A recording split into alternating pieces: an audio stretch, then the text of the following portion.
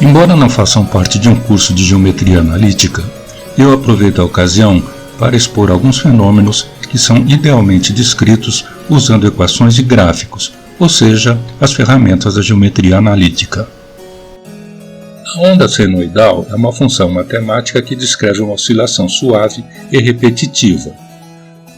Por ela ser repetitiva, é também chamada de periódica e seu período é de 360 graus ou 2π radianos.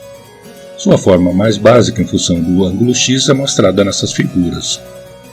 A frequência da onda senoidal é o número de vezes que ela se repete num intervalo de tempo.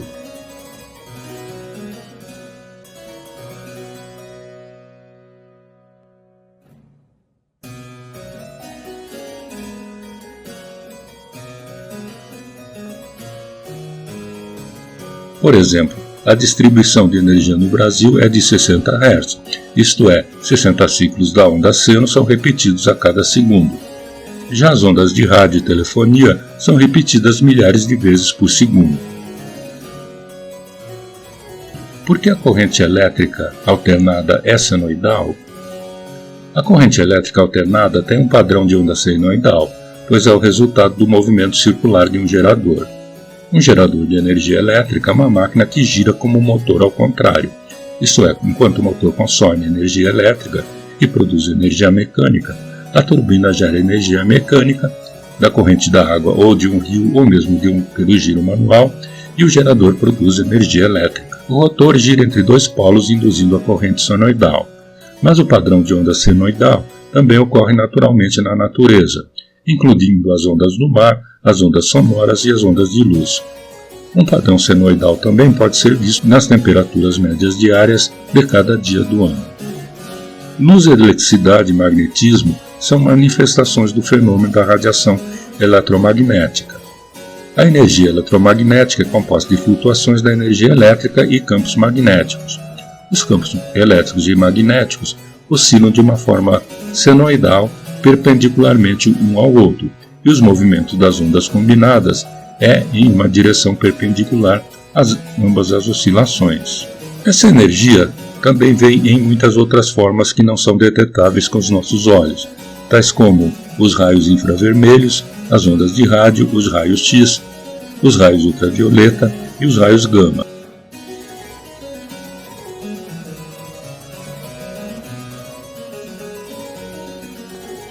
Para o ouvido humano, as ondas senoidais puras ou combinadas de maneira harmônica produzem sons agradáveis como os da música. Já quando um som é composto por ondas senoidais combinadas aleatoriamente, soará barulhento como um ruído de estática. O crescimento exponencial. Uma função exponencial é do tipo y igual a elevado a x, onde a maior que zero. Todas as curvas a elevado a x passam pelo ponto 0,1, pois para x igual a 0, y igual a elevado a 0, que é igual a 1.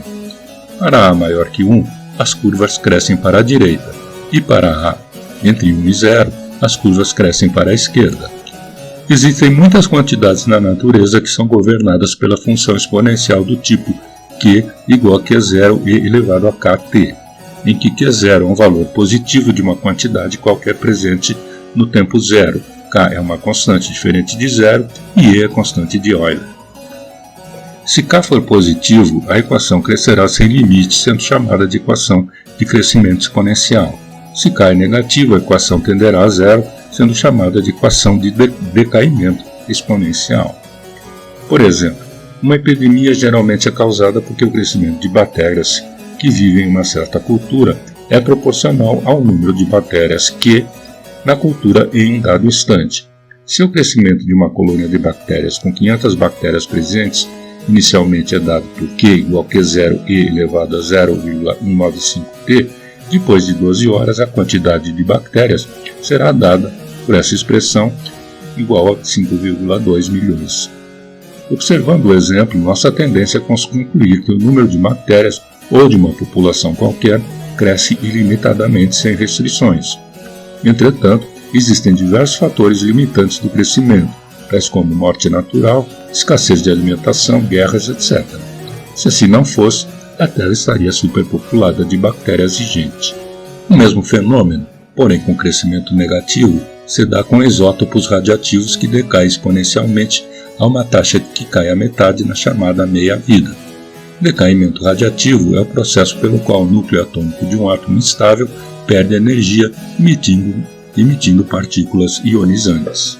Por exemplo, todos os seres vivos contêm um nível de 100 mg de elemento radioativo carbono 14 em seu corpo, e depois que morrem, esse nível começa a decair segundo esta fórmula, em que T está expresso em anos. Então, após 1000 anos, ainda haverá 80 mg de carbono 14 no fossilizado. Por isso, através do conteúdo radiativo, conseguimos determinar a idade de um fóssil. Quanto tempo levará para que o nível de carbono 14 caia para 1 mg no corpo?